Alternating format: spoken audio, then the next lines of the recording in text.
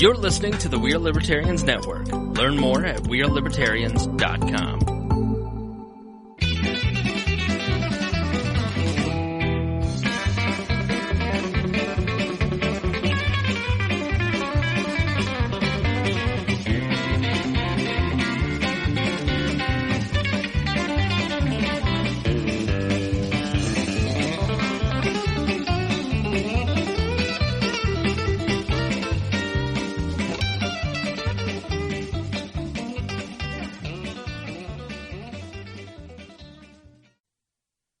Welcome to the Boss Hog of Liberty podcast on the We Are Libertarians Network. I'm your host, Jeremiah Morrill, and as always, I'm joined by our co-host, Mr. Dakota Davis. Hey, what's up, Jeremiah? I'm back in the saddle. Yeah, back in the saddle again. I don't want to violate any copyrights, but that was a great job. Great job. This is the Boss Hog of Liberty. Our shows are about our lives in rural Indiana. Or I guess we're in the city. It's not necessarily city, rural, semi-rural. City boys. This is the show about the folks who are involved in politics. We promise that our episodes are going to be a fun and easy listen. We interview people that are influencers, elected officials, political experts, and folks we just find interesting. Today, it's not really political at all, except the fact that all of life is somewhat political, so we'll throw it in there. On my right, I have Mr. Lee Marcum, camera left of Jack's Donuts. Welcome, sir. Thanks for having me, guys. I appreciate it. Glad you're here to hang out with us. I do what I can. I'm trying to represent House Stark well today. I just noticed your Game of Thrones. So. Yeah, winter is coming, you know. It is coming. And like in my heart, I'm a Stark. But in real life, I want to be a Lannister. Right, like They're just so cool. They just have it easy. Why would you not want to be a Lannister? I don't understand that at all. Their colors are cooler. They have cool armor. Their weather is so much better. Nice. It's always nice. And the army of the undead, they're going to get them last. Exactly. So they have more time than anybody to get away. Down. Jared, which one do you want to be? I have literally no idea. I have not a clue. Have we tuned out half of the people who watch? I don't know. The Parks and Rec poster is over my shoulder, and I can go Ron Swanson all day long. But Game of Thrones, I think I've watched there's a scene where there's a completely naked woman walking across being shamed. I think that's the only part of Game of Thrones I've ever seen. Shame. Yeah, the only one you remember. That's all. Yeah, that's Cersei.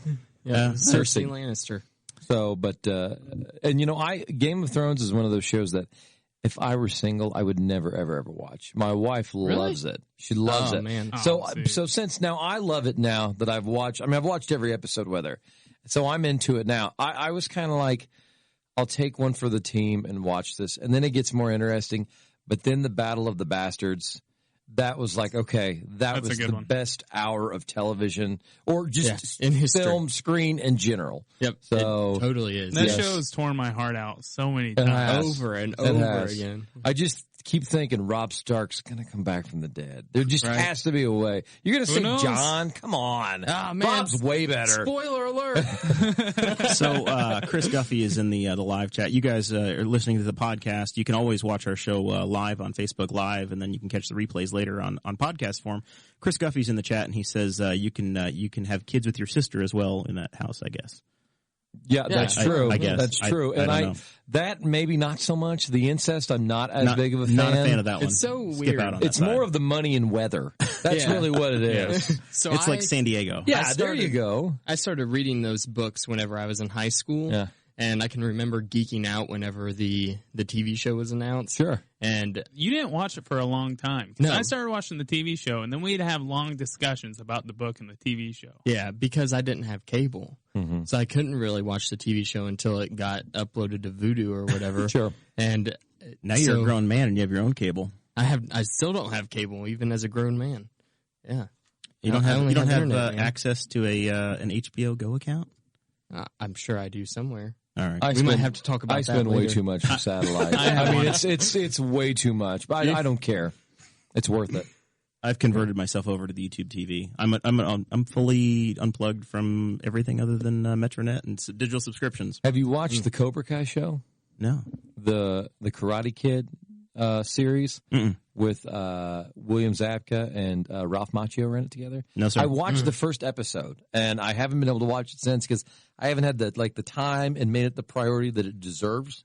So, and that's one of those ones. My wife stays home, so my biggest problem is I have no free time. Like when the kids are in school, she can watch the shows that she likes, and then I got to watch. And then we have the ones that we both we'll watch this together, and we watch our shows together. But I don't have that time anymore to watch just shows I want to watch. And it's hard. That's how it is when you get married, Jared. First world problems right there. I'm about 20 days into marriage, so I'm still I still don't know what life is like. Oh, you have, as you can see, I'm going to knock your phone down because I'm going to get some more Jameson because I need it. So go for it. I try to watch shows with my girlfriend, and we'll start them, and we'll get like 2 episodes in, and she'll go home, and she'll watch the whole season. She doesn't even wait for me. Now, see, my wife doesn't do that. We're both, I don't know, we're both pretty good about not cheating on watching shows, but the one that I think that I watch that I like that is probably more, let's just say for lack of a better word, girly, is Glow on Netflix. I love Glow. Glow is, and my wife is so good. And my wife is just kind of like that. so on it, but I love it. I think it's a great It is show. so good. I've seen every season. It's so entertaining. we're so funny. We're binging season 2 right now, and I love it. It's such a great show. The Wolf Women is my favorite. Oh yeah, All all of them. They're all amazing. Have any of you guys watched Hamilton's Pharmacopoeia? I've never even heard of that. No. It's on Viceland, and it's this dude who's a psychonaut. So he basically he studies psychoactive drugs, and he goes to the ends of the earth and tries actually takes all of these weird psychoactives. It's an intense show. That sounds like a lot. Like we were talking about ladies professional wrestling, and then you just went really deep on it. Yeah, you guys are talking about a show that was out there, and I had to And that one is up. out there, yeah. I get that. Like 3 up that Sure. time. I'm not gonna lie. There's a documentary about the real Glow, and I'm tempted to watch it. Oh, I've actually YouTubed the real Glow as well, and the series is significantly better. But it's just it's Netflix, so it's good. Yeah. Usually Netflix is. When we were flying down to the honeymoon, I finally watched the John McAfee special on Netflix, Gringo, or whatever, which was the story of him. He's the guy that started McAfee antivirus and he ran for president. I know that story. I've seen it on like Dateline and things like that, but I haven't watched that yet. It's like an hour and a half on Netflix, and he's he went to Brazil, not Brazil, Belize. Yeah, because we were going to Belize on the honeymoon, so I was like, that's the perfect time to watch this. Sure. And talks about how he has these questionable relationships, and his neighbor gets killed over a dog getting poisoned, and it was a whole thing. So that was out there. It was fun. Just this whole thing about dogs. It was this whole dying. thing. He may accidentally be my presidential candidate in 2 years, so I got to keep my powder dry. When I travel for work, when I fly for work, that is the time I can watch whatever I want. Yeah, you save them to the iPad and you can go. Yeah, but the problem is that I'm thinking I'm going to watch this. I'm going to watch this, but then I think, but you know what? I haven't seen Point Break in a few years. Yeah, so I probably ought to watch that. Oh, dude, I'm the same way. I have some TV shows that I want to watch myself, and then I'm like, I haven't seen Tommy the Boy. Boondock Saints. That's a great movie. That's the best movie ever made. Yeah. It's the second best movie ever made. What's the first? True Romance. I don't think I've seen Have you that. ever heard of True Romance? Oh, it's the best. If you like Boondock Saints, you will love True Romance. All right, Slater, I'll check it Patricia out. Arquette, James Gandolfini, Christopher Walken, Brad Pitt. There's Dustin Hoffman, or not Dustin Hoffman. Not Dustin Hoffman. I don't think he knows who Dustin Hoffman is. Yeah, I don't know who but Dustin it's not Hoffman Dustin is. Hoffman is anyway. It's what is his name? I cannot think. My mind. The bad guy in the movie Speed. Oh, yeah. Is it Hannibal I know Lecter? the movie Speed. What is his name? Hannibal Lecter. No, it's the same actor. No, it's not. It's not Anthony Hopkins. Yeah. It's not Anthony Hopkins. What is? Man, I like. If anybody's watching this, I'm losing a lot of respect. Uh-oh. It's very in sad. a lot of people's eyes. So, like, if any of my friends are like, "Oh, Lee," they're screaming it at their computers, and they should, because I'm going to look it up right now. I saw you getting your phone. Dennis Hopper. Dennis Hopper. Dennis Hopper. Oh, it's Shooter from Hoosiers. Yeah. Oh, yeah. That was the would've most worked. obvious one. Yes. Come on, Lee. You're going to Sorry, take back your guys. Henry County residency Sorry, guys. card. Yeah, I really do. I'm going to have to earn it back after That's not all right. knowing that reference. We'll reset. I've already failed as a host and didn't introduce Chase Payton over on the sports desk. Thanks, man. We've determined that you're wearing the Chris Long Bears jersey. I am. Kyle Long, Oh, yeah. the better brother. And he's going to be a Hall of Famer for sure one day after we win 2 or 3 More Super Bowls. Yes. Which did he play for the Rams before? Is that Kyle or That was the Raider? That was Chris. Is- I do like Chris, though. He's very funny. Yeah. No, Kyle's been a Bear, I think, his whole career. And the other one played for the Raiders and Eagles and Patriots, Rams. Eagles.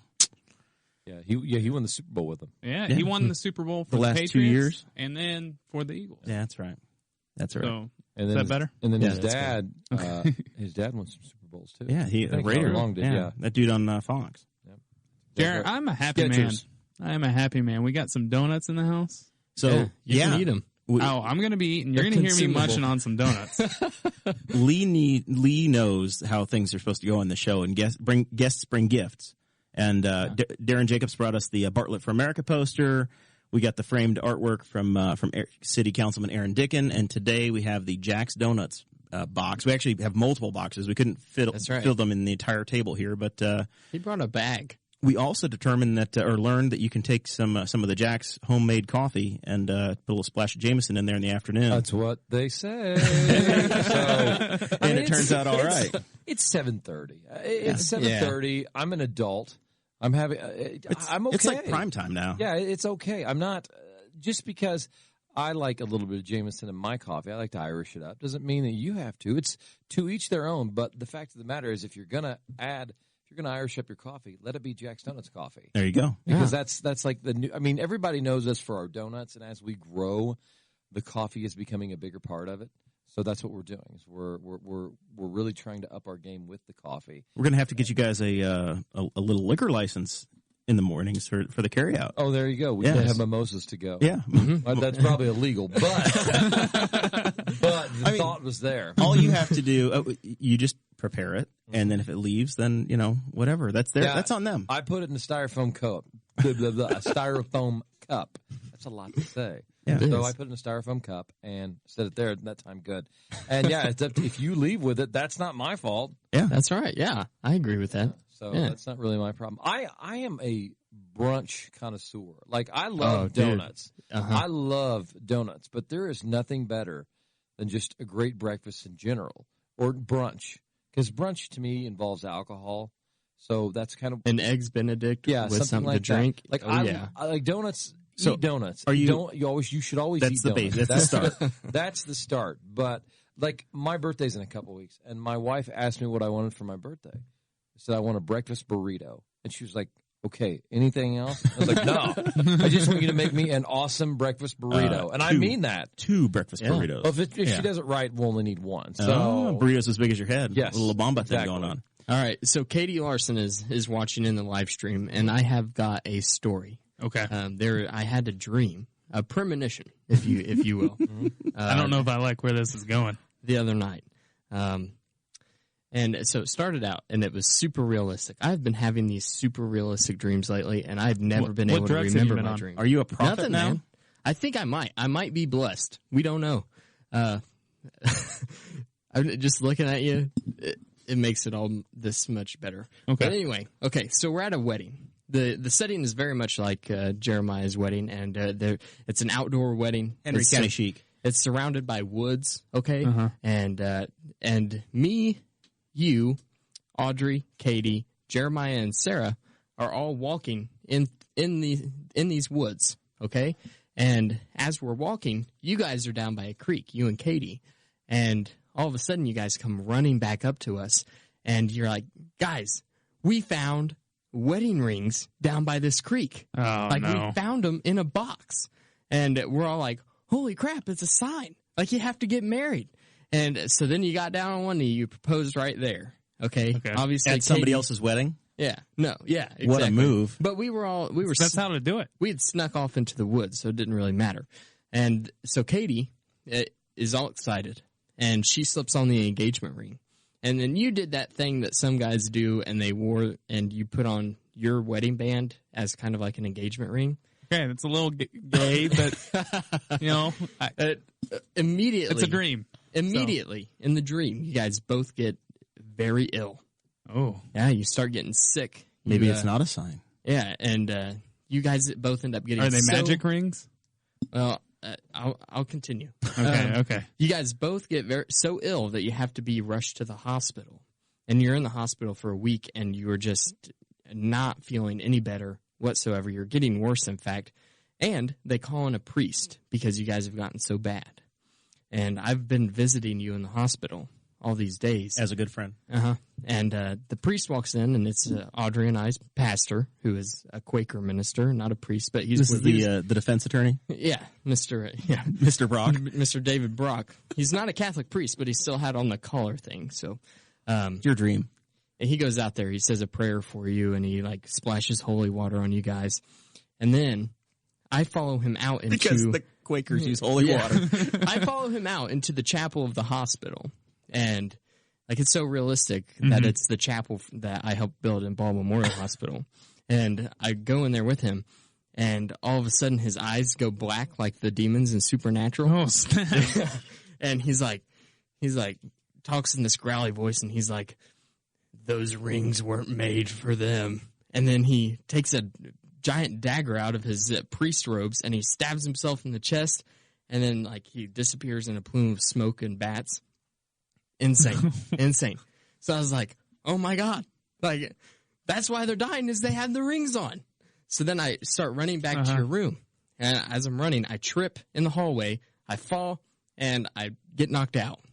And then, as I'm passed out, I get a vision. Okay. Of an angel talking to me. And Which said, angel? I don't know which angel it was, but this angel is talking to me, and it says, you can't stop them. I don't know where this is going. No clue. You can't stop them. Okay. The fate of the world rests on the shoulders of their offspring. Nice. Yeah. So then I didn't tell you guys, and then there was a whole cosmic holy war that was going to happen, and then I woke up. Congrats on the sex, chasing the dream. It was insane. So we've joked a lot about how you and Katie need to get married, but now you have to get married. I'm convinced. I'll take it into consideration. This show has hardly existed without a co-host being engaged. From the very beginning of it until November of last year, we had a co-host engaged. I fixed that 2 weeks later by asking Sarah to marry me, and we are 2 weeks in. Well, I'm waiting on Danny. TikTok. Yeah, that's or a good point. One of you guys need to get divorced. Danny's already gotten divorced. Let's see him. He's done half the job. He's already Yes. 4 of the 5 co-hosts have been married now. You're the one hanging out. So anyway, all right. Well, That was the tale of my dream. I had to get that It's a out there cool for you. dream. The It was demon threw insane. me off. I didn't know where it was going. I'm terrified over here. I have no idea. I had another dream that I was driving my bucket truck for work. How much pot and this have was you just- been smoking? This was the same night, too, okay? So I'm driving my bucket truck for work, and I have a holder for my cell phone. I'm listening to the Joe Rogan Experience. And on the podcast, Joe Rogan says, and I heard this piece of news from the Boss Hog of Liberty podcast in a little place called Newcastle, Indiana. And I thought, whoa, that's weird. And then I got a text from Joe Rogan, and he told me that someone poisoned his Coke. So I was like, what? There's a lot of death involved in your... Very dark. So Is it cola or cane? cocaine. Yeah. Okay. All right. And I wake up, and in my disoriented fugue-like state, I'm so confused that I actually reach for my phone. I'm like, Did Joe Rogan really text me, and do I have his number? no, I was like, oh God, someone poisoned Joe Rogan. Cocaine. The cane. Yeah, not the cola. cocaine. Not the cola. Oh my! All right. So, anything else happened while I was gone? I was out of the country for a week. You guys. How were you out of the country? But we recorded a podcast. That was a last lie. week. I feel like I should confess that. If you couldn't figure it out, episode 69, we were guessing the future. Yep, So, we were. That was a good episode. It was. It was a lot of fun with Mark Brim. right. So yeah, you guys did a tinfoil time, the special bonus for the Patreon people. That is correct. They did Stephen Avery, who's the guy making of a murderer on the Netflix. Yep. And That then was a good one, too. I was on the cruise ship, and I'm too cheap to actually pay for data on the cruise ship. You've done one of those, Lee, where it's they want like $30 for 10 minutes of internet. It's unbelievable. The last time I was on a cruise ship, cell phones were like a new thing. Oh yeah. So it's been a while. It's been a good probably 18 years. Yeah. So you are disconnected from the world. Yeah. You're supposed to not have any Wi-Fi, but we were connected so that we could get to the ship account and make reservations and stuff. So my Wi-Fi was connected, and I've been all these group texts running this show and running the We Are Libertarians Network and some other stuff. Inexplicably, I'm getting it's like you're getting a conversation that you can't answer, and you're just like you're in a vacuum where you can't say anything, but you can see other people talking, and you get like 20% of what they say. Mm-hmm. I figure out that Dakota is rebranding our show while I'm gone. Yep. He's redoing the logo, and I can't say a damn thing about it. Yeah, that's always a fun feeling. He told me he was going to wait until you were gone. Yeah. So That was a total surprise to me too. I'm I just started on the getting wall. emails, and I can't. All I can see is text. I can't see any images at all. Mm-hmm. I have literally no idea until I get to a port that has some Wi-Fi or whatever to see what they've done. So you took it upon yourself, and you redesigned the Boss Hog Liberty logo, and then you let the Patreon people, without asking your co-host, partners 50-50, man. I own half. Sarah owns a quarter by half. I did ask you about that, and you liked it. We picked out our favorite before I put it in the poll. I don't remember. I was true. There were free. There was free liquor for a week. I don't know. We had to get rid of Fat Jer. Okay. I wasn't in the logo. I'm not like Jerry West. Boss Hog Liberty logo. You're in that one. He's in the cover page. Yeah. Okay. Anyway, right, well. We have to reprint shirts. We got so many new expenses. So anyway, that was a bonus for the Patreon people, though. If they kick in, they join Patreon. That's they get to make decisions that I'm not even allowed to make. That's true. I gave you a lot of power last week, the dear Patreon subscriber, and I hope that it paid off. People have been very excited. I'm happy about it. Cool new logo for people to check out. All right, we've done enough dancing around here. We got to talk to Lee a little bit about the business and what he does, the day job. Everybody's wearing a sports thing today. You've got the Bears. I got my MS thing. Lee's got his Pacers deal on. I'm going to get a donut real quick. You should do that. Donuts do make everything better. I'll take one, yeah. The white tail. The white tail. Chase is just blocking the camera. Lee is the one guy that actually knows what all of these are called. I go in and it's just a panic. Yeah. The official name? The official names of all of them. And I want I don't know. I don't know. There's a whole other box downstairs.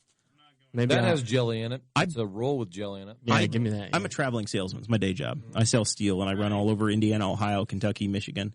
So I will go in, and I'll buy a box or two of these, and then I'll make my sales trip, and I'll go visit places. So for the longest time, it was like I had these rare things, these Jack's Donuts that nobody knew, and you guys were like a Newcastle thing. You were a little secret. No, I'm good. I can't, man. I'm like when Lee invents the keto donut, I'm on board. Oh, you're doing the keto? Yeah, it's a South Beach thing. Yeah, I'm down like 60 pounds, which is great. And literally, people are like, "What do you miss?" Jack's Donuts. That's not me stroking you. That's literally the answer I give everybody. Fair enough. It's a sad life, but it's whatever. I don't care if you were stroking me. I'm just telling you, it's straight up. Can you zoom in on my face? Yeah, I will. Yeah, there's gonna be. All right. There's gonna be. Is it on there? Mm-hmm. It's stuck on you from now on because he's got glaze on the iPad screen and he can't move it again.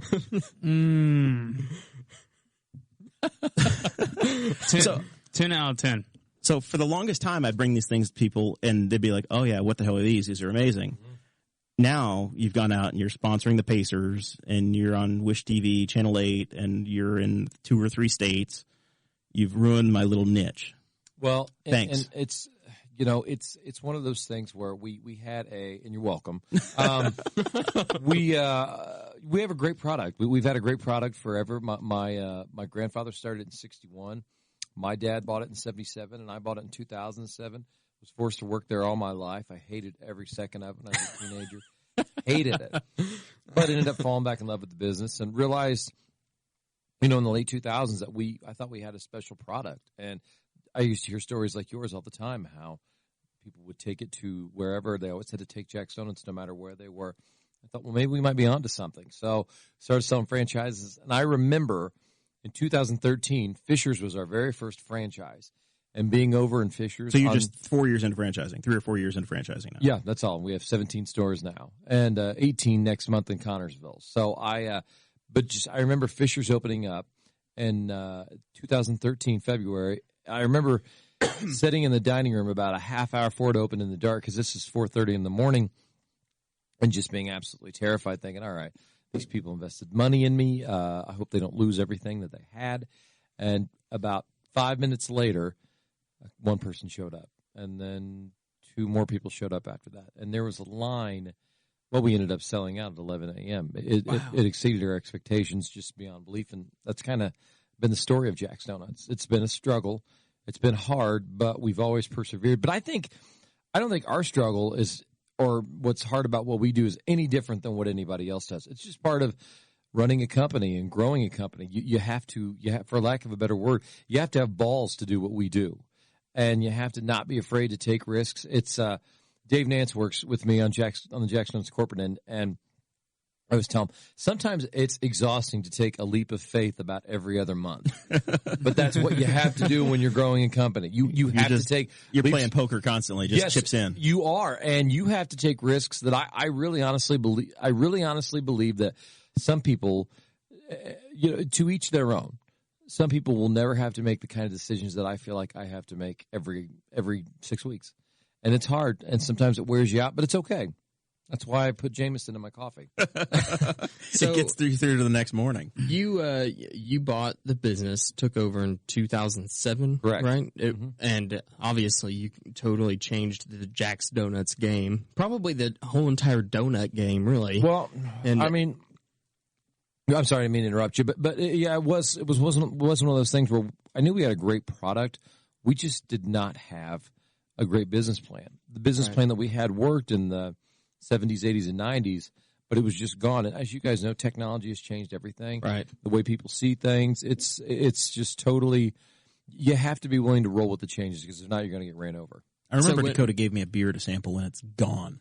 No, I told you could try some. Oh, okay. All right. Yeah. Please continue. You're all right. It's the milkshake beer. I just, whenever you took over, was that your vision from the beginning? Like, we have to branch out, we have to start franchising? No. My vision when I bought it was my wife, who was a kindergarten teacher at the time, she'll teach. I will make donuts every night or 5-6 days a week, and we'll do that, and we'll just kind of start from there, and that'll be our lives. It was going to be a job. It was going to be a job. And after about 2 or 3 years, I got really bored with it and just thought, maybe we might have something, and really found my love of just being an entrepreneur, growing it. Sticking my neck out there, not being afraid to get out of my comfort zone.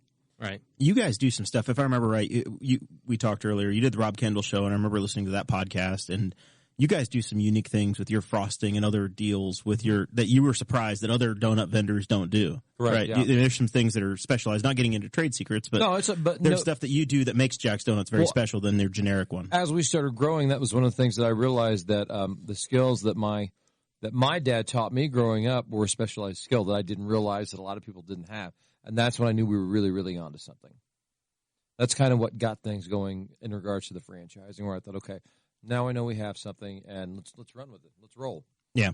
And so it's Jack Marcum was your grandfather. Jack Marcum the first was my grandfather. He passed away in 1981. My dad, Jack the second, owned it from 1977 to 2007. He works for me now.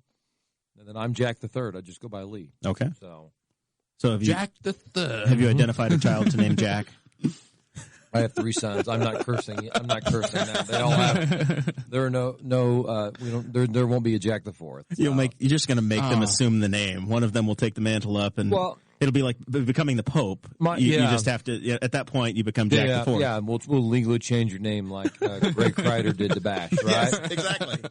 Bash was in that chair about a month ago. I know. I saw him. Yeah. So I was watching that earlier today.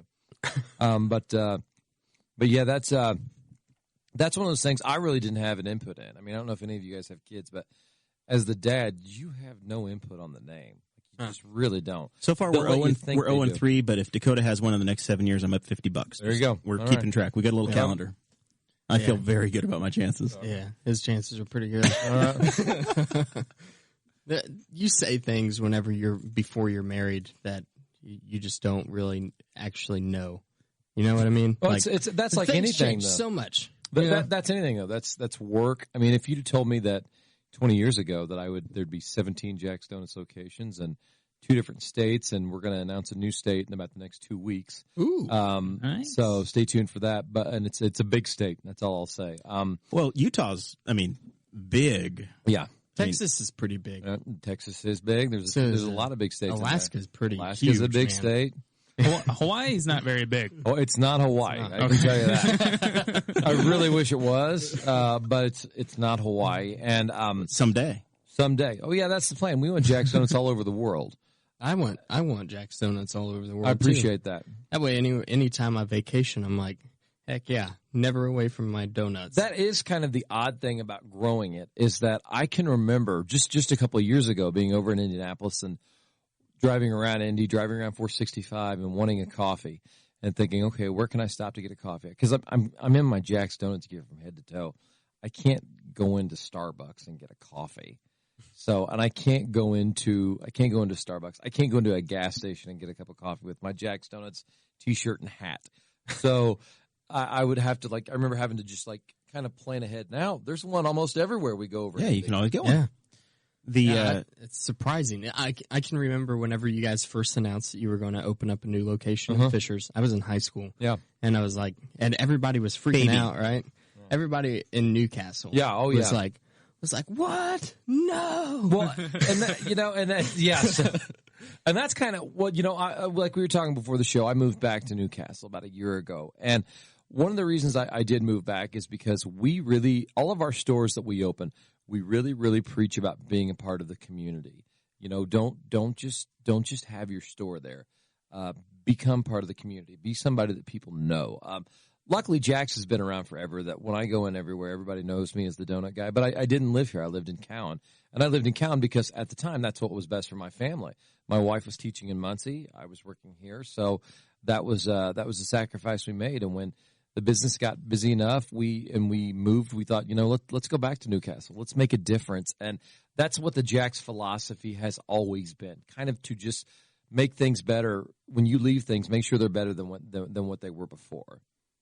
And you've continued to make improvements. The Newcastle store hasn't been ignored. No. You go in there, the pavement's brand new. No. You've got the coffee bar. Well, and it's not been left behind at all. No, and we're actually getting ready to do some big changes actually that start next week on our store. We're getting a new roof. We're painting the whole place on the outside. You're not painting that stonework. No, that's the OG. You have the same stone on the outside there that I have on my house. It's like a second home for me. So man. no, we can't do that. We'll always have to leave some of that up. But that's really what it's about. That's why I wanted to come on here and talk to you guys, because you guys are here in Newcastle. I'm very fortunate enough to go over to Indianapolis, and I get to meet some really, really great people. But I also want to talk to the great people that live in my hometown, because even though I am the CEO of Jack's Donuts and I am the face of the company, I'm also the owner of Jack's Donuts of Newcastle. So anytime I can come and talk about how much Newcastle means to me and how much this store means to me, I'm always going to do it. Boss Hog of Liberty fan Kelsey M. Myers says that you better be bringing a Oreo-topped donut to Newcastle. Is there one somewhere else? Is it? It's so funny. That's a great question. That's a great question. It's so funny because over in Fisher's and over in Carmel and over in Greenwood, there are these fancy donuts, and there's nothing really fancy about them. They just have different toppings on them than some of our donuts. They take a cookie and crush it. Yeah, and we do that here in Newcastle, and people are just so used to the donuts that they have here. We'll make that stuff from time to time on the weekends, so if you ever do want it, stop in on the weekend. Sometimes we have those, and if you call ahead, we might actually make one for you. If you call a couple days ahead and say, "Hey, can you make me an Oreo top donut?" We might do it for you here in Newcastle. So we will. But that's you have to be here by 5:30 in the morning. I'm selling it. Okay, it might go old. But the fancy stuff, like with cookies and Oreos and things like that, and chocolate chips, that stuff doesn't sell here in Newcastle. People like what they like here because of the history we have here. They want their twist. They do. It's like, hey, we made this donut you're asking about. That looks awesome. You want one? No, I'd rather have a caramel nut. Thanks, though. Caramel nut is my favorite. See, there you go. It is my favorite. And that's okay. So my thought is just, let's not force people to like something that they're not going to like. They like the classic, so let's do that. Here's the thing that's going to complicate your life right now. You're doing a live TV show in your hometown, so people are asking you high school questions. Oh, Travis Ham wants to know about your pet goat in high school. I don't know what that means. Is Jimmy, that code? Jimmy. I had a goat in high school. My dad did. His name was Jimmy the goat. So we took him around Baker Park to try and pick up girls. I had a leash and everything. That is a damn good name for a goat. Jimmy the goat. I love that. So we took the goat around the park. All right, Travis, we did the right thing for you and asked your question. Now you need to jump on that Patreon page and help us out. Yeah. Come on, man. We're supposed to only be answering questions of Patreon supporters. But We got we're moving into a studio in a month, and we got bills to pay, so man. gotta move it up. We got our landlord, Mr. Mike Broyles. He got to have a check once a month. We got stuff. We got stuff to cover. Patreon. So people. everywhere that you've moved has you mentioned that Fisher's the welcoming was huge and you sold out. Has it been like that everywhere, or has it been kind of hit and miss? It's about 75. Probably 80% of the stores that we've opened, there's just been a ridiculous opening. And the other ones, we've never had a bad opening. You always go to the openings. You're heavily involved with the franchisees when they start, I assume. I do. And we still communicate with all of them. Teaching them how to make donuts. We do. I used to do it all. Like, I don't make the donuts for the store openings anymore. I have a team who does that now. Back when we first started, I was the guy who was doing it. Like, I can remember working 16 straight hours in Fisher's, helping them make all their donuts, and then leaving that store and then driving to Newcastle and making donuts for people in Newcastle. Wow. So you didn't get any flack for treading on Concannon's territory in Muncie? There weren't Concannon protesters outside the store. Muncie God hates Jacks. Yeah, Muncie was a huge opening, and I remember thinking about the Concannon's factor. It is what it is. Muncie's a big town. There's enough room for donut shops. We had a qualified franchisee who was interested, so let's do it. I'm picturing like Anchorman, where you've got like News Team 4 versus News Team Assemble. Yeah, I'm picturing you guys with tridents down by the There's a lot of times where people have asked me that if what that's like. It is what it is. I always feel like that the people who are looking at what everybody else is doing instead of just what they've got going on, those are usually the people who aren't very far in life. It's best to just kind of focus on what you're doing, and if you take care of your own house, everything else is going to work out fine. Just because you sold a donut to somebody doesn't mean they're not going to buy a donut from the next guy down the road too, right? And it's an ever expanding pie. Yeah, I'm not. Exactly. And I'm not going to badmouth any competitor or anything like that because all they're trying to do is the same thing that every Jack's Donuts franchisee is doing is trying to make a better life for themselves and everybody else around them. And that's all it is. Co-host Danny Morrell's in the chat demanding, since he has co-host status, he wants to know if you've ever tried Tim Hortons coffee. You know what's funny? I hate saying this, okay, because I just said I wasn't going to badmouth a competitor, all right? They're Canadian. It doesn't count. But Tim Hortons is a big enough chain. Tim Hortons. big Tim Hortons is a big chain. Their donuts are fine. I've been in many Tim Hortons. They're okay. But I actually buy every coffee that is sitting on the shelves of Kroger or Marsh or your local Fresh Time over in Indianapolis. I have tried almost every single one of those coffees because I love coffee. I'm a coffee connoisseur. I am a coffee connoisseur. Nice. And I will tell you, Tim Hortons, I was disappointed. It was probably one of my least favorites. Now maybe it was the roast. Maybe they have different kinds of roast. But Tim Hortons, for whatever reason, I just didn't dig their coffee. Jack's Donuts is a lot better. Did you try a little dollop of Jameson in it? Well, I did, and that didn't help. either. He had to use the whole bottle. I did not. But like I said, though, that's personal preference. People from different areas and different regions like different things. That's like what you're used to. Yeah, when you go out to California, they have all of their beans. They're they're blondes, and people in the Midwest don't drink blondes. No. So some people in Midwest like blondes. But yeah, there you go. But no, it's that's one of the things that's it just kind of depends on region. Tim Hortons, but that's me though. I don't like that particular kind of coffee, but they have a good product overall though, and they have a great brand. They're those brands. See, for me to be as an aggressive brand that we're trying to grow here in Indiana, we're just Indiana and Utah and another state soon.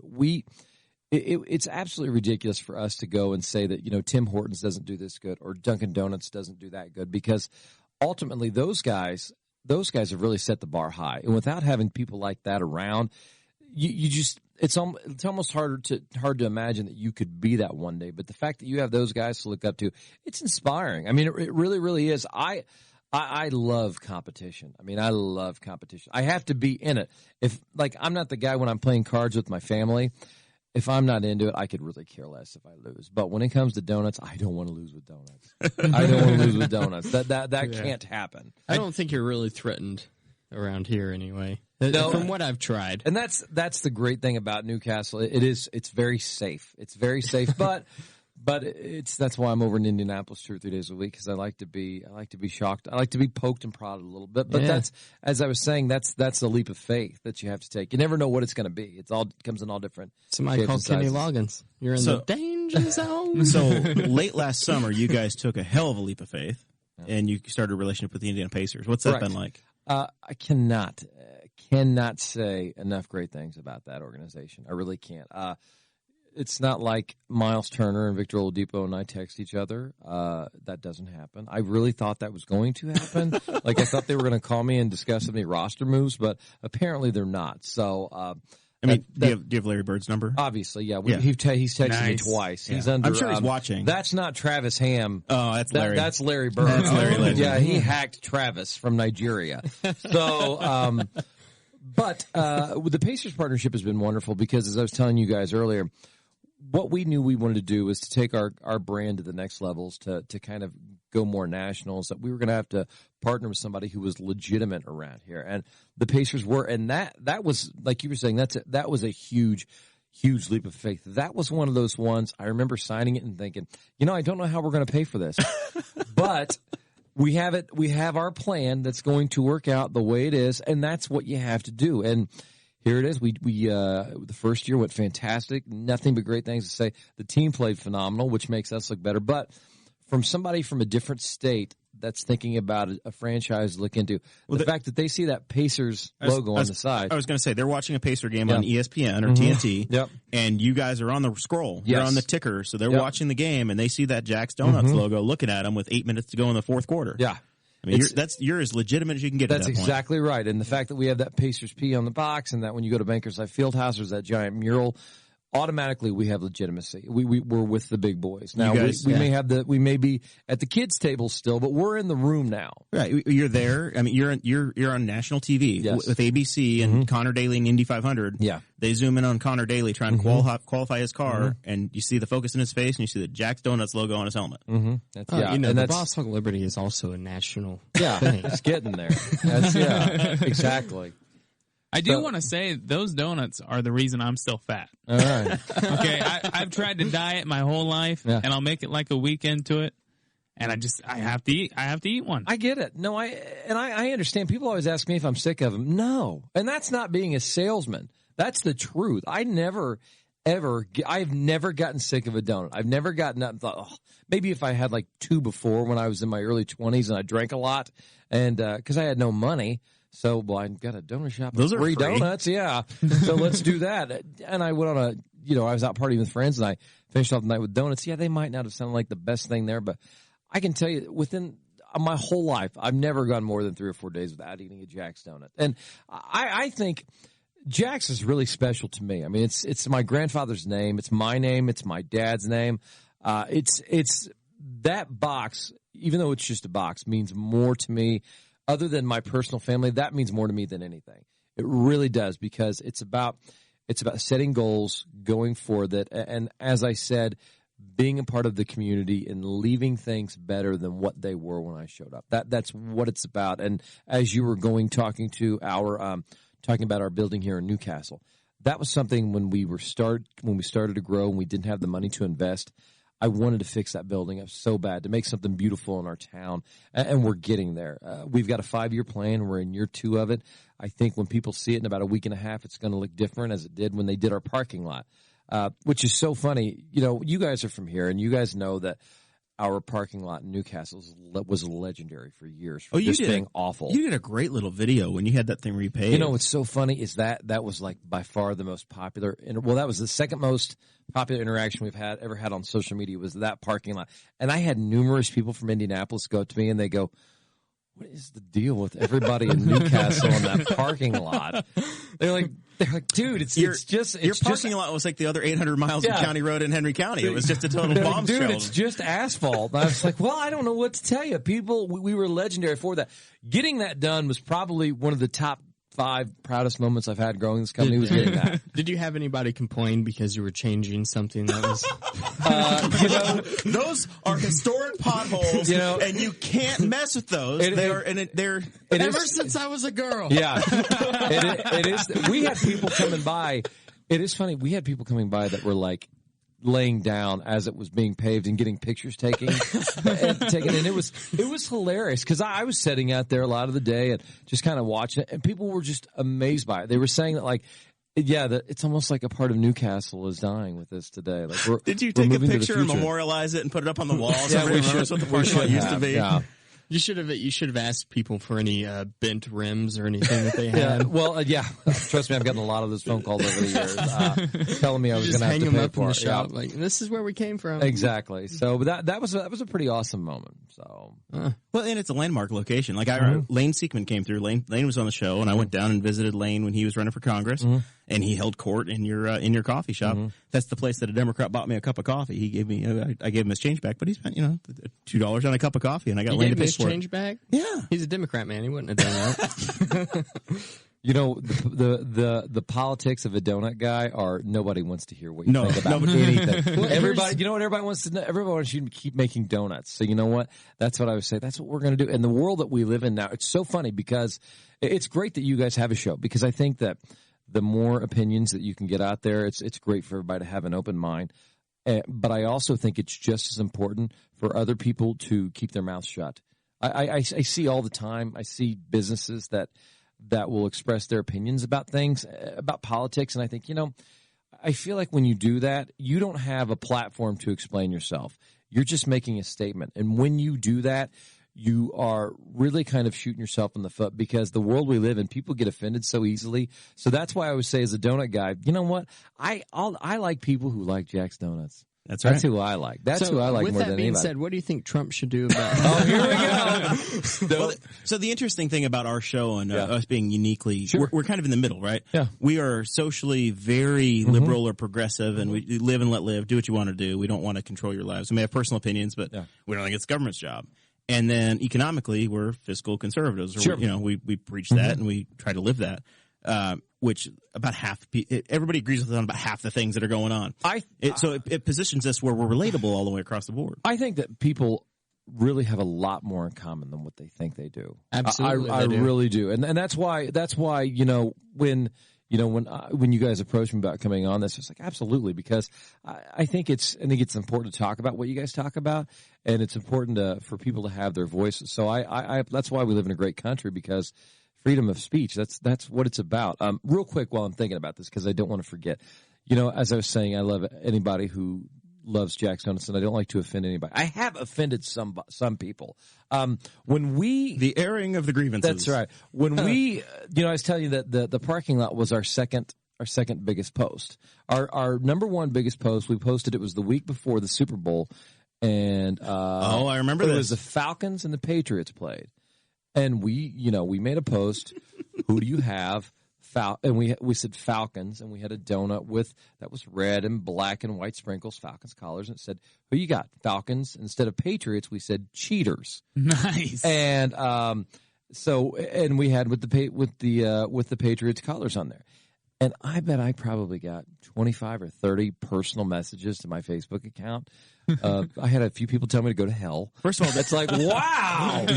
They're documented cheaters. Yes. It happened. Yes. Multiple times. Plus, in different eras. I want to point out, at that time, we were only an Indiana company. So guess what? I mean, as you guys can see, I'm a sports fan. I have my Pacers shirt on. I have my Reds hat there in Ohio, but they're close to the Indianapolis market. Yeah, exactly. So, but I was blown away by how many people just called, and they were so mad. We had a woman call our store and scream at one of the girls working retail, saying she would never go into Jack's Donuts ever again, because how dare we say that about Tom Brady? No, but man, just wait. The attention you got is better for the company by far than the 25 people that are butthurt over a donut. And those 25 people, I'm sure, have moved on since and have bought many of Jack's Donuts since then. Until you brought it up on Boss Hog Liberty, and now tomorrow morning it's all reignited again. They won that game. It's all good. That's exactly right. The Patriots.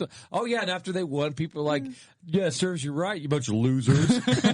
We're just having fun. We're an Indiana company. Just wait fun. until the local amount of outrage whenever they hear that the Memorial Park Board's putting the Doughboy in your parking lot. Oh yeah, that's a whole ball game. Radioactive. You don't want it, man. No. Just give everybody donuts and move on. That's right. Chase. I had a joke. I'm going to guess that the next Jack's Donuts isn't going to Massachusetts.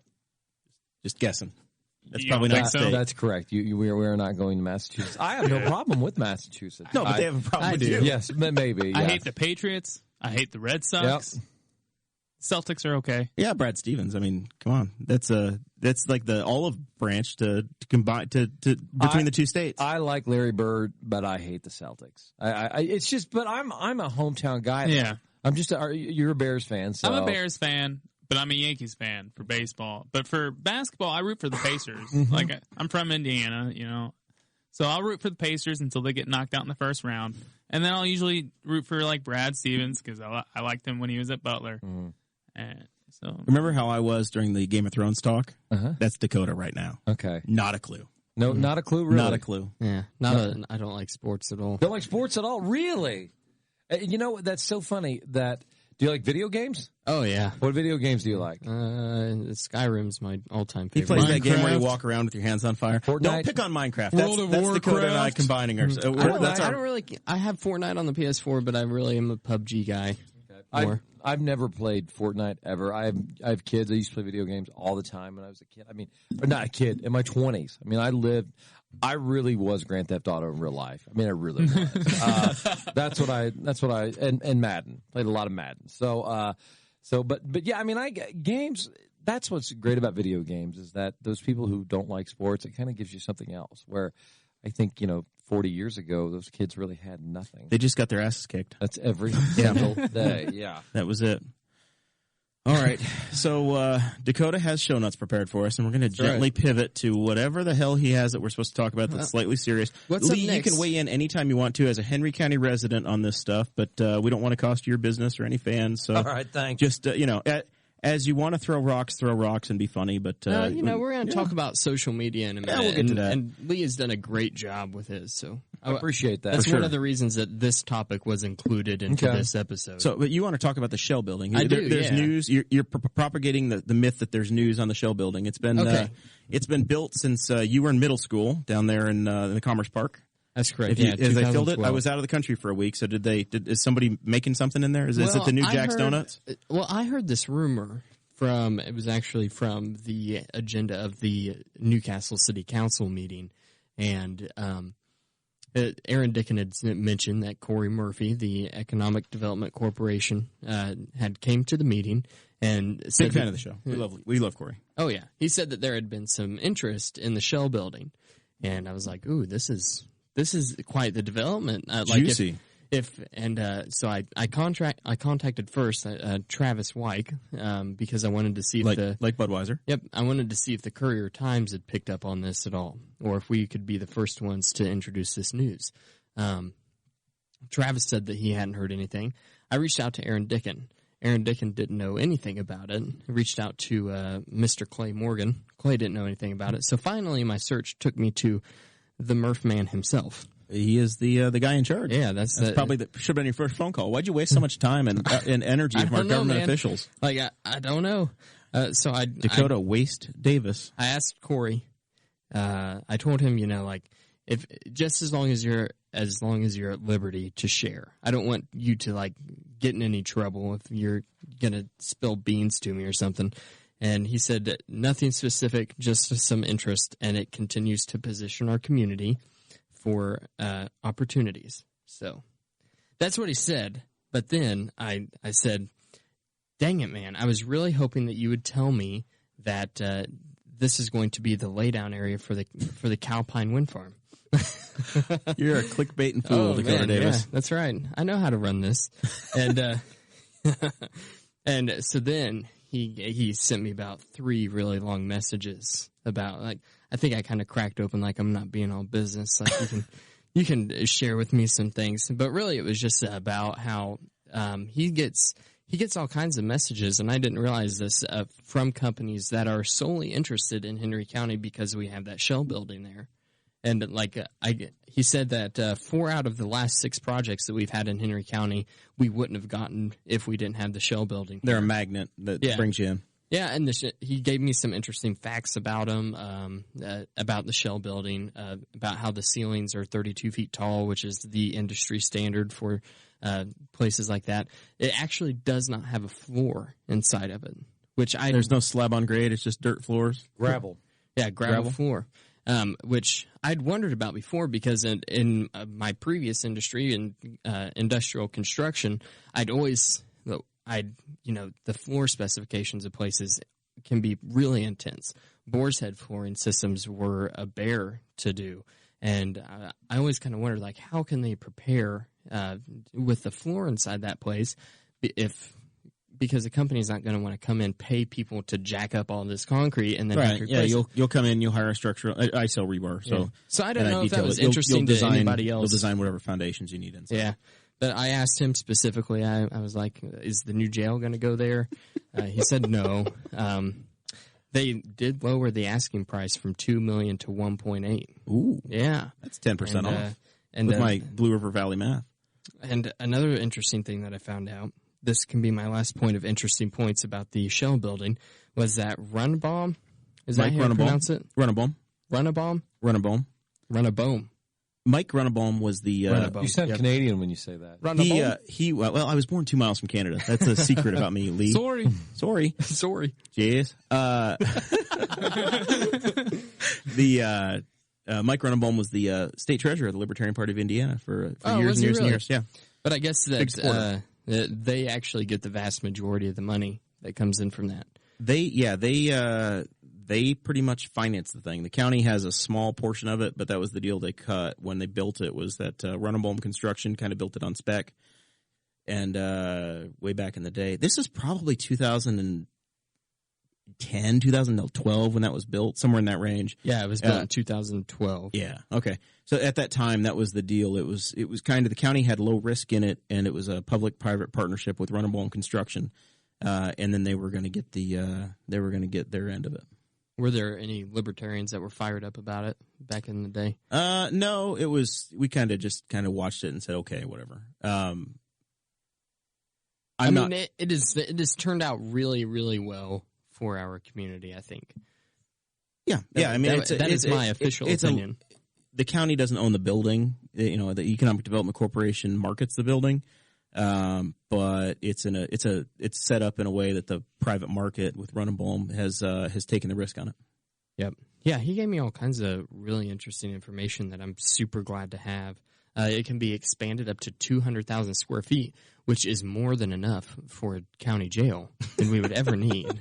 Because the appropriate place to put your county jail is inside of your industrial park. Yeah, well, I mean, why not? Why spend all this money if we got this empty building just sitting here? Just all it needs is a floor and some cells put into it, some pods. And it's already 50,400 square feet, which is 54,000 square feet was the suggestion from the person that we saw at the meeting. I mean, we're right there. It is the perfect spot for it. I've been in that building. It's a great building. From the outside, it really is. It's something that I think it has to bring business in. And the people I've talked to about it have said that people come in and they look at it and they're really seriously thinking about, well, let's use this. But then they realize they kind of want to start from scratch, and you don't blame them. But I would believe that it is paid for itself and then some. So as long as it's there, keep it up. Too. So is it going to be the future facility for Jack's Donuts coffee beans? I will tell you that Jack's Donuts has looked at that building. Honestly, Ooh. It has. We have looked at that building, but it was more of just we're always planning ahead. And luckily, small town Indiana, you can call and you can say, hey, we're planning ahead for like maybe 2 or 3 years, and we see, we know the square footage. Could we just go out there and kind of walk through it to see if it could be a vision for us? What's that? Yeah. Clue us in. Yeah, clue us in. And that is one of the great things about living in a small town like that, because people they're not thinking, oh, this guy's just wasting my time. They think, you know what, it's okay. We can spare 30 minutes to go with Lee to go out there and take a look at it, because, ultimately the world headquarters for Jack's Donuts will always be in Newcastle. So, yeah. I'm glad to hear you say that. We're not moving to Utah anytime soon. Henry County. We love anybody that buys donuts, no matter where they are. But the home base will always be here. Henry County really has a lot going for it. And as a guy that grew up here, or high school years on, we are. You can be in a major city, downtown Indianapolis, in 45 minutes from here. Yes, if you drive a reasonable speed. I go to a lot of Pacers games, and we tell 42 minutes. That's the time from my driveway to in the garage. Exactly. You can leave at 6:00 and be down there, no problem at all by the time they tip. It might take you a little longer because you drive pretty slow. We went to my bachelor party in Nashville. I drove like 75 7 miles an hour.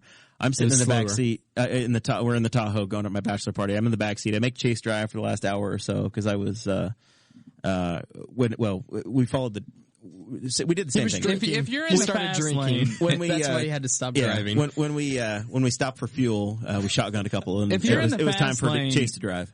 You should at least be going 80 to 85. I didn't even know my truck would go that fast. Chase looked down at one point was going 91. Keeping up with traffic in Nashville. I was going the speed of traffic. Yeah, of course. Can I just say, Travis Ham is just he's is chatting. Is he now. poking it? No, he's not poking the bear. But I have to do this because he's asking about a product that we have at our store. He's like, "Is it there?" Yes, Travis. It's been there for a week. The cold brew. Maybe our you should new visit. Nitro cold brew. I should have brought a can. Travis, maybe you should go. He's losing his Jack Donuts legitimacy right now. I've tried it. Yeah. I've actually tried it. It is good. Thank you. What's in the cold brew? Is it sugar free? It's a nitro cold brew. Yes, it's amazing. See, now I've got a product I can pick up. Yeah, and I should have brought a can with me. It doesn't really go well with alcohol, so that's one of the reasons I didn't bring it That's tonight. fake news. I bet if you put some Baileys in it, it'd be all right. Yeah, probably some Baileys, but I'm not a big Baileys guy. Me either. Glow's about as girly as I get. So, yeah. Hey, that's okay. He's circling back around. All right. I would really like that. Maybe I'll be in tomorrow morning. Love a good Honestly, cold brew. Dakota, Glow seems like a show you would enjoy. Does it? Yeah. If All you right. don't like sports, I'll give it a shot. Did you ever watch wrestling? No. He played football I in high school for try. I made fun of the kids that watched wrestling. See, I only no watched, offense, I only Brantley watched Spicer. wrestling a little bit, but I still love Glow. Okay. I watched wrestling when I was up until I was like in high school, and then Who's your favorite? I was an Ultimate Warrior guy. Okay. Ultimate Warrior was my favorite, and of course I loved Hulk Hogan. I mean, Oh, yeah. I took Hey, what's my, up, took brother? my vitamins, took my vitamins, said my prayers. I can't do a Hulk impression. It's not good. You want to talk about social media now, brother? There we can talk about it. Yeah. You're listening to the Balls Hog of Liberty on the We're Libertarians Network. Jeremiah Morrill, Dakota Davis, Lee Marcum, CEO of Jack's Donuts, and Chase Payton. We don't really know what he does here, but he's here. He's got perfect teeth. We're at my wedding. Was it the Friday night or the Saturday of my wedding? Maybe it been the day of my It wedding. was the rehearsal dinner. The rehearsal dinner, and there's an orthodontist assistant who's in there, and she looks at Chase and just goes, "Oh my God, you have the perfect set of teeth." I'm like, She wanted it. and she was under 65, so she was in your age range. You're good to go. Watch out, Katie. If I wasn't taken, if I didn't have to save the world, then I might have. And don't Hit her up. you forget it, Bucko. Good for you and your good teeth. Thanks. That's great. It's impressive. That's great. So, They've I'm missing a outbred couple. all the Kentucky that was in him. It's gone. He's every bit of it. He's got that Chicago jersey on. Go Bears. up Bears. The Bears. All right, Dakota. What are we talking about with social media? What's this final major topic? Did you just say a boot? A boot. What are we talking about? What's all this about? We're I'm telling you, talking man. about- I was born 2 miles from the Canadian waters. I couldn't really tell if I wanted to talk about social media and politics or social media and its impact on society in general. I decided to do it with politics because of the different things that have been happening nationally, statewide, and locally with social media and our and candidates and actual politicians. Things that have been going on that I think have been kind of flying under the radar. And that's one of the reasons I wanted to bring them up here. I know that I haven't heard it on 93.1 anytime. So WIBC, the news and talk of Indiana. We might be breaking news. I might have to send this to Abdul in the cheat sheet. We've been the reasons things have been published in his newsletter before. Well, I know it has been. Now my notes are getting blocked because Chase is getting donuts. But anyway, What flavor are you getting, Sorry. Chase? What's next? Oh, caramel with nuts. I saw this bad boy in there, and I was like, I got to get it.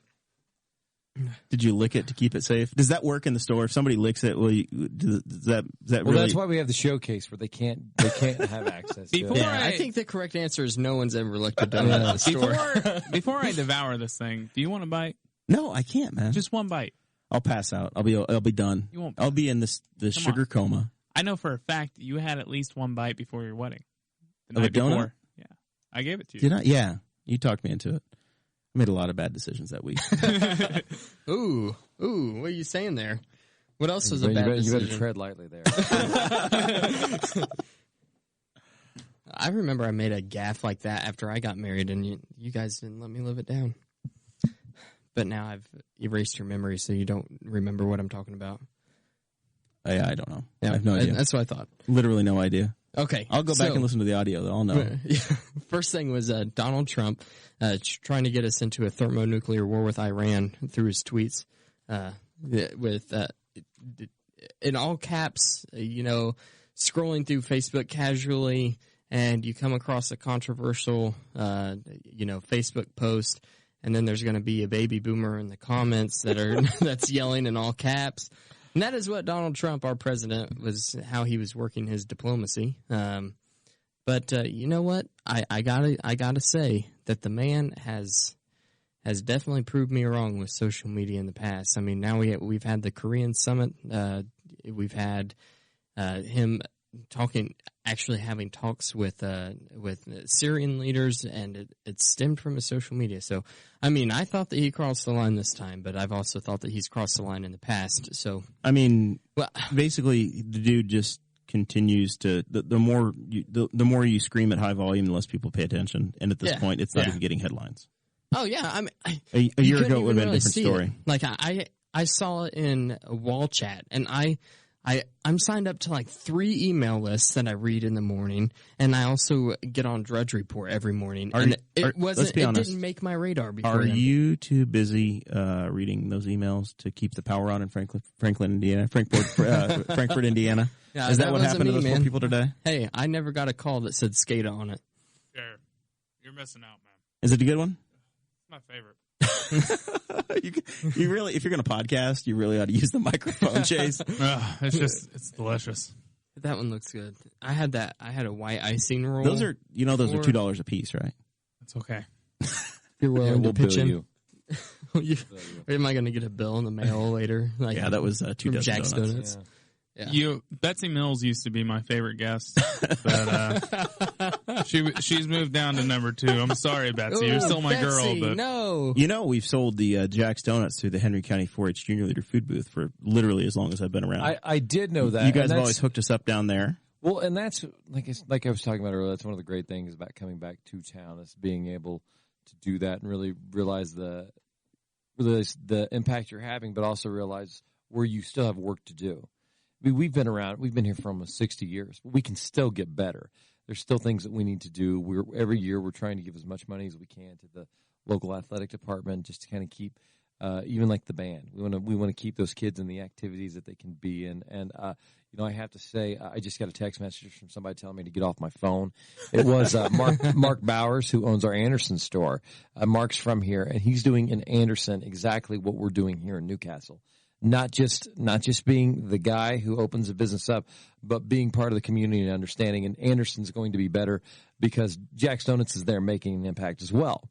So, and that kind of, you guys are talking about politics. That's the politics that donuts can do. Is that it can, if anything, and I know I'm getting really chintzy here and really cheesy here, but it's something that everybody can agree on. And if we can get people to talk, if we can get people to talk to each other respectfully over a box of Jack's Donuts, why wouldn't we? Even if it is Mark Bowers and Anderson, who's everybody loves donuts right now.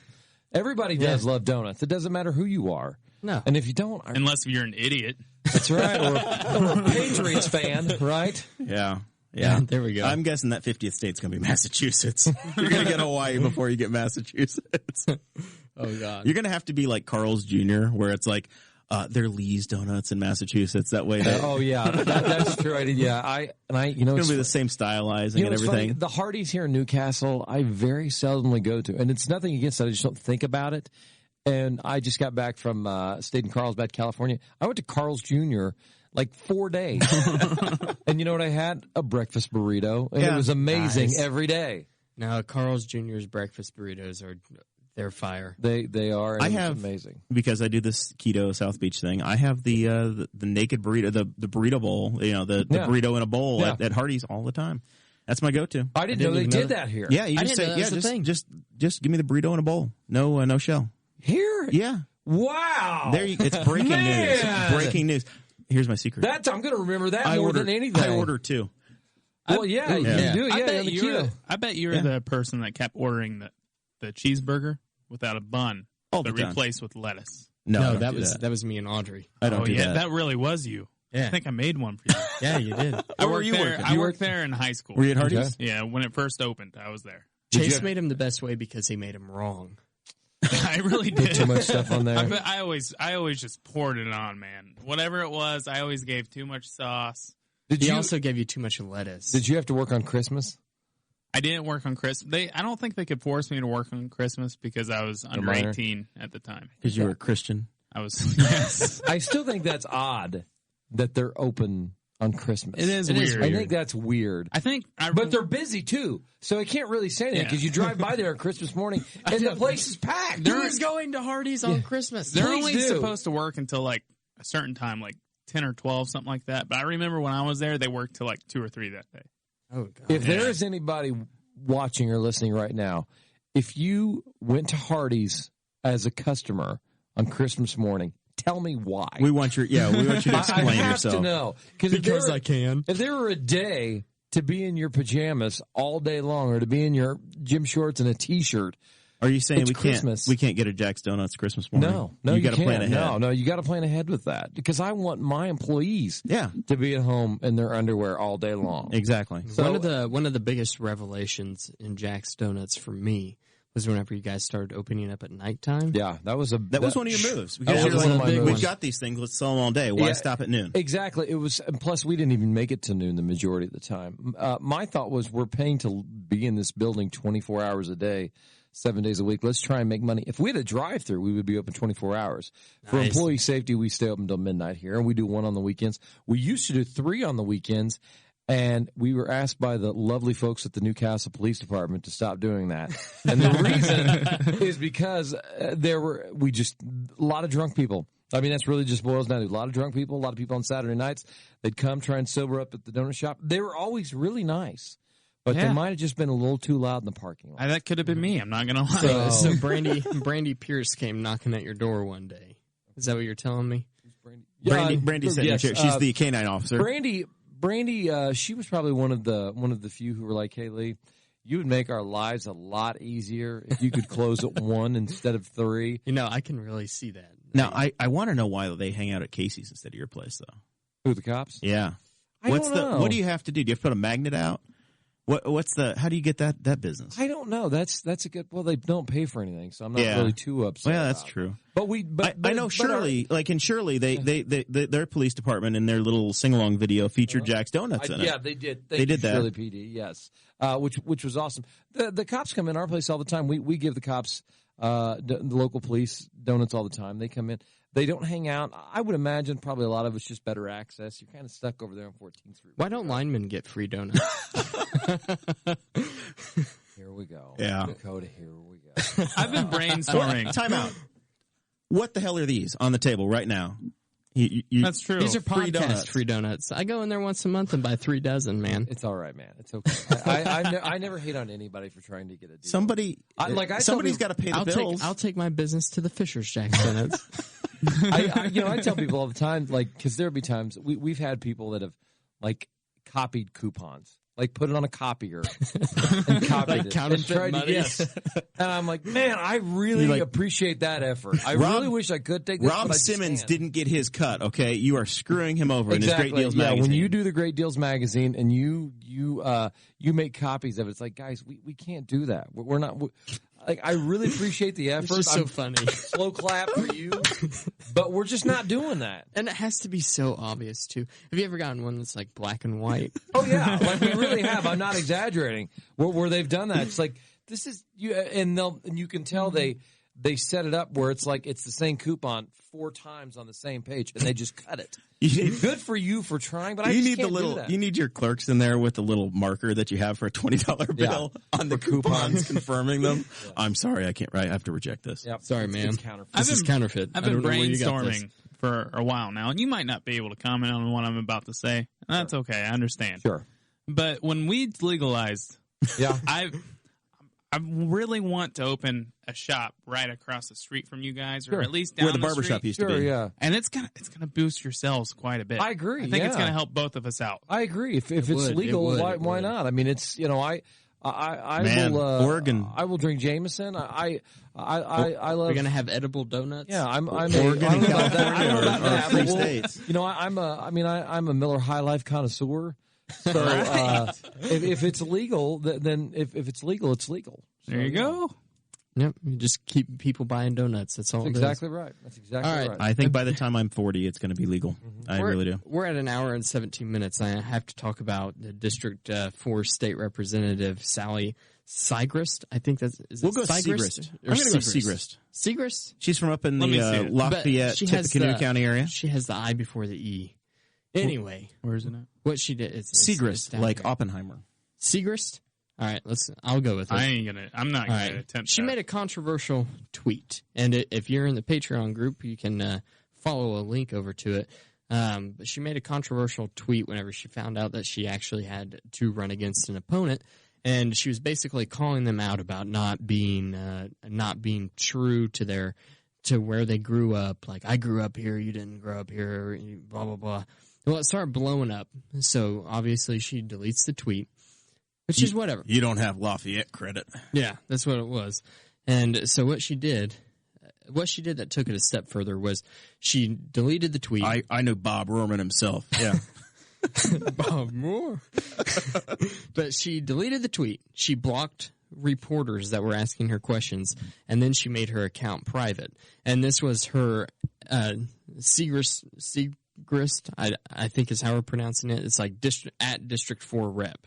That was the Twitter handle. It's her official account. Yeah, it's her official account, and she's blocking reporters and made it private, which would just so happen to fall within weeks of a time that a federal judge ruled on the case on the side of reporters. And let's see here. It was Davison versus the Loudoun County Board of Supervisors, I assume? Yes, correct. Yeah, the federal. I remember that case well. A federal judge sided with the reporter Davidson against the county board supervisors, and it basically said that if you are the proud owner of an official Twitter account as a government official, then it is a violation of the First Amendment of the rights that reporters have if you block them from your Twitter page or Facebook page or whatever. Social media is how it's worded.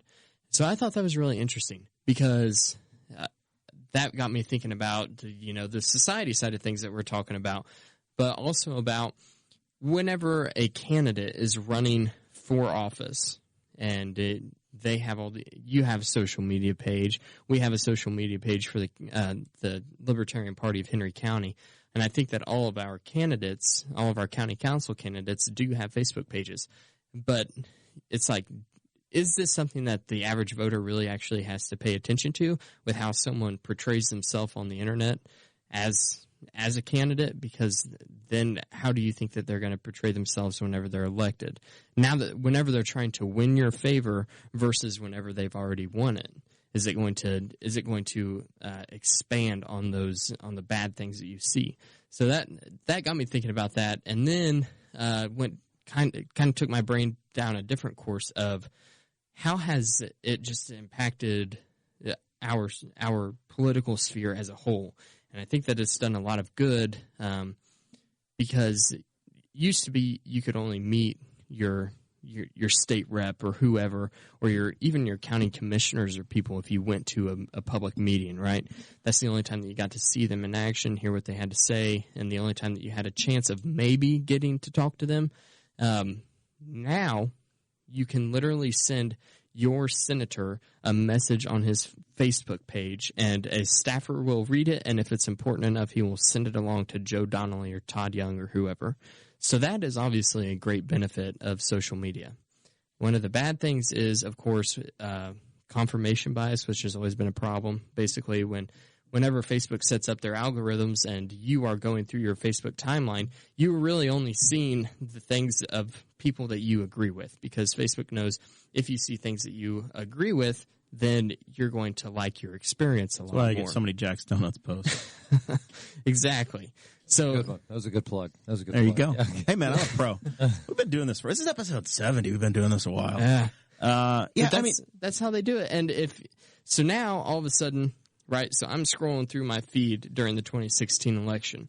I'm a libertarian. Facebook knows that because I've shared it everywhere, right? So I'm seeing things from other libertarians in my feeds about, this is how Gary Johnson can pull off a 2016 win. I know that that's probably BS, but whatever. However, there's a lot of people out there that don't know that. So whenever you're seeing all these reaffirming things, it fills you with a false sense of hope.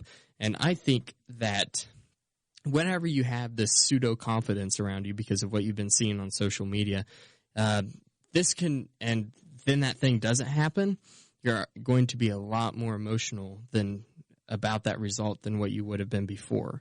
Because I think that that's just kind of human nature. You think that something's going to happen. I mean, just if you told one of your sons that they couldn't have something or they couldn't do something, they get upset, right? And maybe it's because they thought that they could.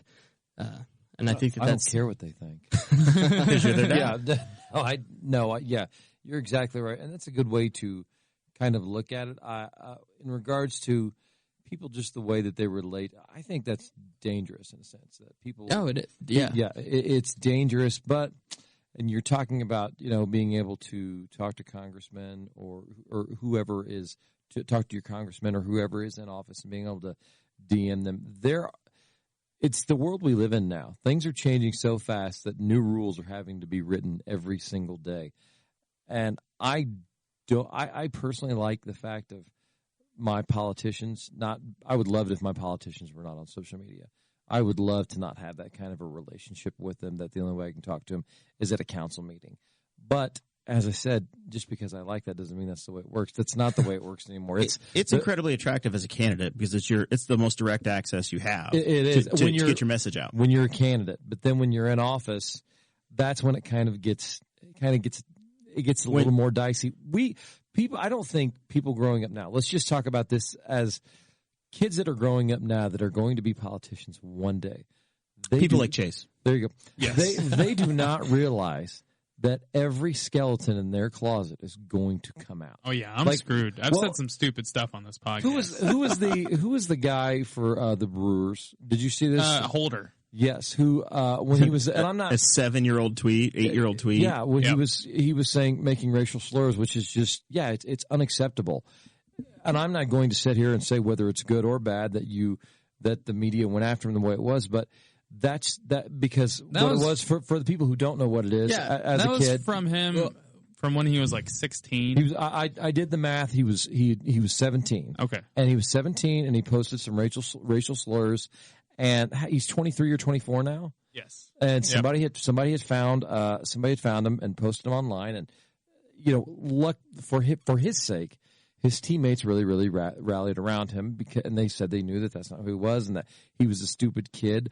But that is just the tip of the iceberg for what's going to happen in politics and with social media. Mm-hmm. Is that no matter what it is, if you were Dakota, if you were going to run for office one day and you decided one day you were going to be a Democrat or a Republican, people are going to eat you alive for that because they're going to look at your social media posts from years before and say, "Can you trust this guy? Really?" Yeah, look at him. He went. Yeah, exactly. I thought you were a Republican. My whole opinion about you has changed. But that's what it is, though. Is that people? No, you're right. Yeah, you're right. And Dr. Richard Heyer, who's a neuroscientist, talked about this just a few weeks ago in a lecture where he talked about how he believes that in the future we're going to have kind of like Google Glasses, the Google Glass things. Mm-hmm. But instead, whenever I have them on, I'll be looking at you, and then I'll see a profile of you, and I'll have your information. And then that's going to cause me to automatically know this information and judge you before I even get a chance to talk to you. It's kind of like a Black Mirror episode. Yeah, exactly. Yeah, that's kind of what he was drawing off of. But I don't think that's far-fetched to say anymore. No. I really, really don't. But I don't think it's good either, though. No, and he was talking about as a neuroscience, the effects that it would have on the chemical makeup of the brain and the staggering amounts of like depression and things that could be fed from that.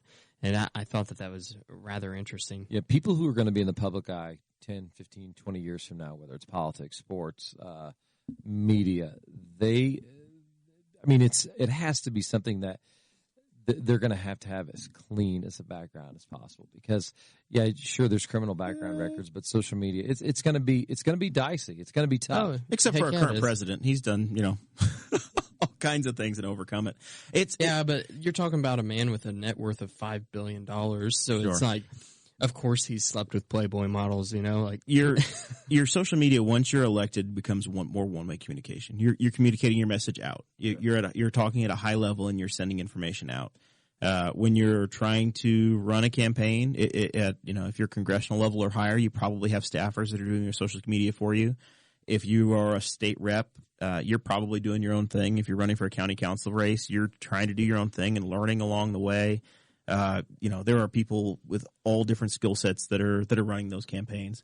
You may have somebody that's 65, 70 years old and doesn't really know what they're doing, and they're doing the best they can, trying to use it as a communication method, but they just don't get it. That's not first nature to them, but they know that's the platform they need to be on. And then you have another person that's 30 years old and they've grown up with a phone in their hand since they were 15, and it's second nature. You got to show a little bit of grace, but at the same time, you don't want to do anything stupid. When you send something out, you've got to use a little bit of logic. Luckily, as a libertarian, you kind of you have a. That's why that's why I have to approve everything I get tagged in. Yeah, we've learned this. Being on the Wall Network, Spangle, being on the Wall Network, nothing goes on our wall without us going. Oh yeah, okay, fine. Yeah, that's not getting put on there. Yeah, that's not my mother's my Facebook friend. My mother-in-law. My grandmother's on here. Yeah, that's the way it goes. So just use it smartly, and you guys have done a great job with that with the Jack side. You've got a lot of employees and a lot of people to look out for, and you've got exactly. You've got, it's not just Lee Marcum. No, it's I am the star of the show. So no, I'm just. But you're exactly right, and that's something you have to do is understand. We talk with our people about that, to always remember about what the things you do post online, because people see that and they have an opinion of you, and you might make somebody happy, but you can just as easily piss off two people, and that's not good, and that's not what you want, and it's not the image that you want to portray, and that kind of I almost feel like that. I feel bad for some people. I shouldn't say I feel bad. I don't like the fact that sometimes, depending on whoever runs a company or who the face of a company is, that company, their brand automatically gets labeled conservative or liberal. Because that's just one or two people at the top who have that particular opinion. Right. That's the kind of world that really scares me as we go into, where it's like, oh, if you're a liberal, you cannot go to Chick-fil-A. If you're a conservative, you are not allowed to go to Starbucks. Just because the people at the top have a certain opinion, there are thousands of people who are in that company who have their own opinions, who rely on you to come in there every single day. With Papa John's, with him being all the dumb things that he's doing right now. Just because he's an idiot doesn't mean that the local Newcastle, Indiana store doesn't need your business. Exactly. And I remember hearing, I know a guy who owns some Jimmy John's franchisees. And I don't know if you guys remember a couple of years ago, John, I cannot remember his name, who started Jimmy John's. Or not, no, his name wasn't John, his name was Jimmy. Yeah. How he got in trouble for hunting wild, or didn't get in trouble, but there were videos of him. There were people that hunting wild game in Africa. Yeah. And I remember this guy telling me, you can boycott Jimmy John's, but you're not boycotting him. He's going to get paid no matter what. You're boycotting the franchisees who bought into this company with him. So that's kind of the good and the bad about social media, and that's why I love. You guys follow Wendy's on Twitter? Yes. Oh yeah, Wendy's is so amazing. Good. Did you see they tore up Steak and Shake today? It was awesome. I didn't see that. No, and I think that's hilarious. And I think, but good. they're walking that fine line and they're doing it excellently. But yeah, with social media, it's changed everything. When are you going to start putting Quack Daddies and Pendleton on blast on Twitter? Those guys are good guys. We've met them a few times, and that's the thing. We do an event every year in Indianapolis. It's called it's a donut beer festival with a group called Girls Pint Out. You have my attention, and it's awesome, and it's great because all the local donut shops are there, and even though we have 17 locations, when we had just one location, we did it, and we have 17 locations, and we still do it every year. And they pair us with local breweries, and all awesome. The donut and the beer people get to talk. It's probably one of the funnest events of the year. I'm gonna have to go to that. It's awesome. We'll it is fantastic. We've been partnered with Beer Brewery. We've been partnered with who else have we been partnered with? I think we've done a 4-Day Ray. It's just a great event, and that's kind of goes back to the old school way of networking, where you can sit down and talk with people, have a pint, discuss things that work in business and things that don't, and we get to talk to the guys at Quack Daddy every year. It's always fun. Yeah, very cool. Well, we are getting to that point in the show where we do final thoughts. It's a chance for everybody to pitch one last thing, mention something, do their their recognition of anything that's going on. We'll give Lee the floor first, and we're very much thankful for you stopping by and hanging out. No, guys, thanks for having me on. Anytime I can, promote my business, my company, I like to do it, and I really like the fact you guys are here in Newcastle. That's kind of where I jumped at the opportunity to be a part of it. Thanks for letting me come on. All I can tell you is just thanks to everybody here locally for being with our brand as we have grown. No matter what, I'll always own the Jack Donuts of Newcastle store. So my roots are here, and our franchisees that are throughout Indiana and Utah, they are in the communities that they're in. And just remember that when you shop at Jack's Donuts, just because it's a Newcastle company, I can assure you that the Fishers, the Carmel, the Greenfield, the Greenwood, the Bloomington, all those stores are part of the community, and they're being a part of it. And the next time you're in a store, ask for a can of our new Nitro Cold Brew. It just came out. There we go. It's really good. JacksDonuts.com, Lee Marcum, Facebook, Twitter, I assume. All those places. At Jack's Donuts on Twitter, Instagram, at DonutLee1 for myself personally.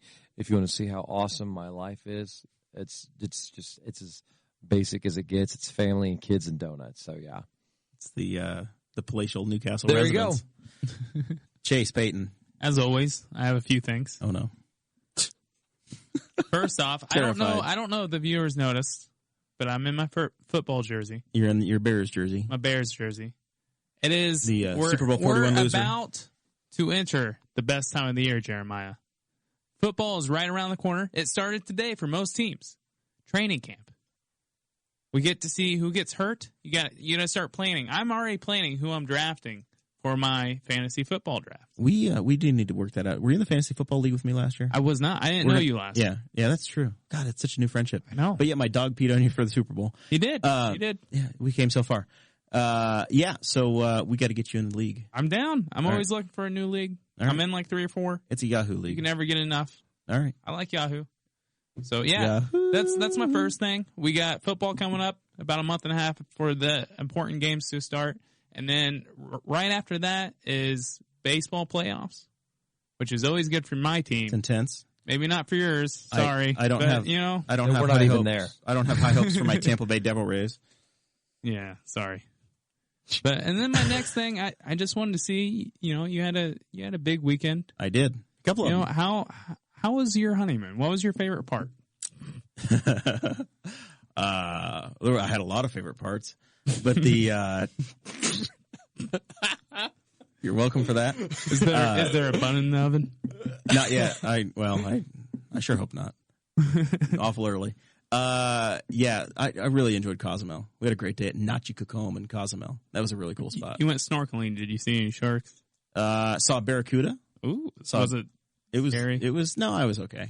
I'm bigger than it was. I figured I could punch it in the nose. Did you piss yourself? No, I was good. Saw a sea turtle. I might have pissed myself. The moment I actually pissed myself or nearly barracuda. did, we were standing on the beach in Cozumel, and I'm 6 feet tall and Sarah's 5'2".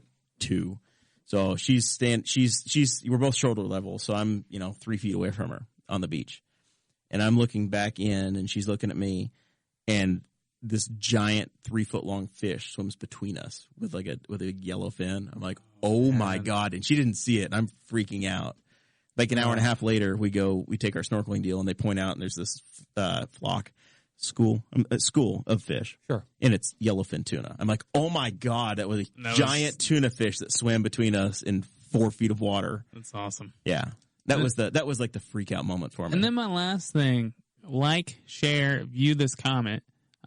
We're doing this thing now. If one of our videos gets up to 50,000 views, Jeremiah said he would get a Boss Hog of Liberty tattoo. I'm also saying I will get one with him if we get 50,000 views on this video. My terrifying moment is, what if I take another vacation and you change the logo? If I get something tattooed on me, and then Dakota changes the logo because the Patreon people said something's different. Now what do I do? We will give you a list of That's options like, do you have a Jack's Donuts logo, the Jack's Donuts logo tattooed on your body somewhere? I do not have any tattoos at all. Yeah, I don't either. So getting one is a pretty big commitment. It's a pretty big thing, yeah. If you got the Jack's Donuts logo and then for some reason y'all change it, I'm like, man, that is permanent. It is permanent. Listen, Cade Coger got an L&K Farms logo tattooed on him, and they changed it, and he is fine. It's true. We will let you vote on it in the Patreon feed. 50,000 views. All three of us will get one.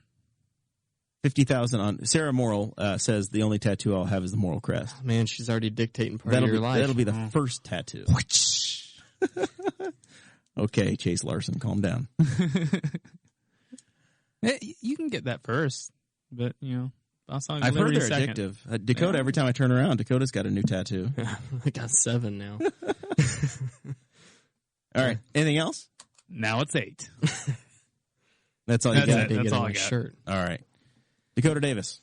My final thoughts are, let's see. I think we had some really good conversation tonight. I enjoyed talking about the social media and the impacts that it's had.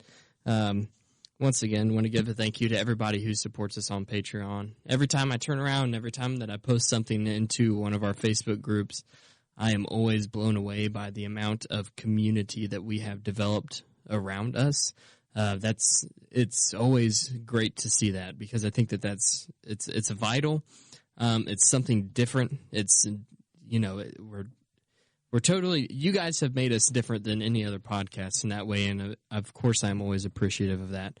So, we've said from the very beginning that we give our time to this thing, and the Patreon money is what pays the bills and covers the hosting and covers the equipment and makes everything happen. So we are very appreciative to the community that helps make the show happen. We're not making money off of it, but we're breaking even.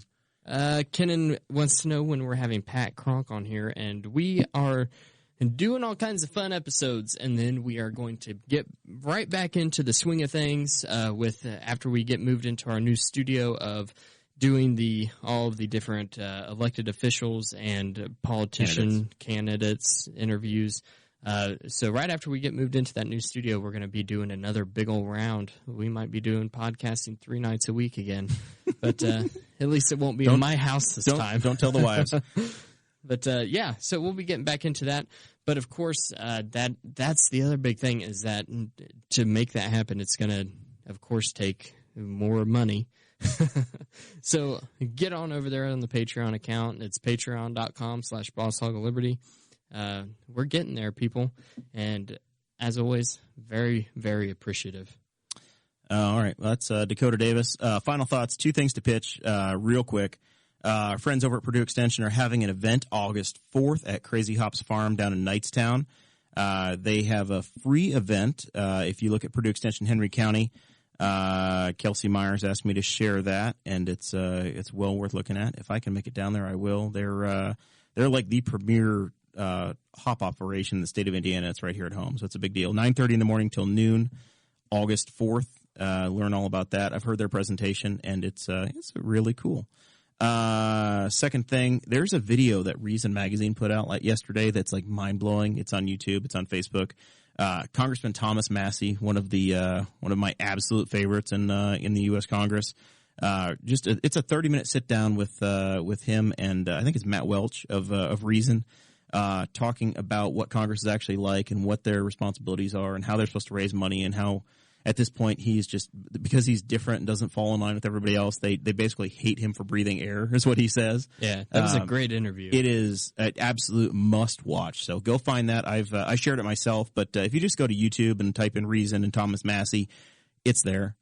Really, really recommend you watch that. And it's not a left or right thing. It's just this is, as you're getting ready to go into the political cycle and learning about what's coming, and we're getting ready to pick a new congressman here at home, watch that and pay attention and learn a little bit. And you've got 3 candidates on the ballot. Look at every one of them. Look at Jeanine Lee Lake. Look at Greg Pence, and look at Tom Firkinoff. They're all applying for the job. It's an open seat. Nobody should have an automatic to it. So check that one out. We are still working on planning next week's episode 71. We're in talks with a guest or 2. We got some ideas. We're definitely going to do the episode that's coming up. Don't know if it's next week or if it's going to be a subsequent week. So we don't know what we're doing next week. We're going to have a great episode. I know that regardless, but the one we're working on is going to be very unique and very fun. It's kind of a high-profile guest, so we just work with us and be a little patient. We're going to have something for you next week, but I can't tell you what it is just yet. We will see you then, though. Thank you for listening to the Boss Hog of Liberty, which is part of the We Are Libertarians Network. I am Chris Spangle, and I am the founder of this network, and I invite you to listen to all of our shows, which you can find at wearelibertarians.com or by searching for these in your podcatcher. The flagship show is the We Are Libertarians podcast, where we apply libertarian principles to current events. The Brian Nichols Show is a conversation amongst Republicans, Democrats, Libertarians, Independents, as they talk about what is happening in the news. And we have many other podcasts like The Chris Spangle Show, Upward, The Cost, Raw Audio Politics, Miranda's World, and Tad Talk, which is quite a ride. So check all of these out. Go to wearelibertarians.com and you can check out all of our great podcasts. Thanks for listening. Thank you for listening to the We Are Libertarians Network. Get our other shows at wearelibertarians.com.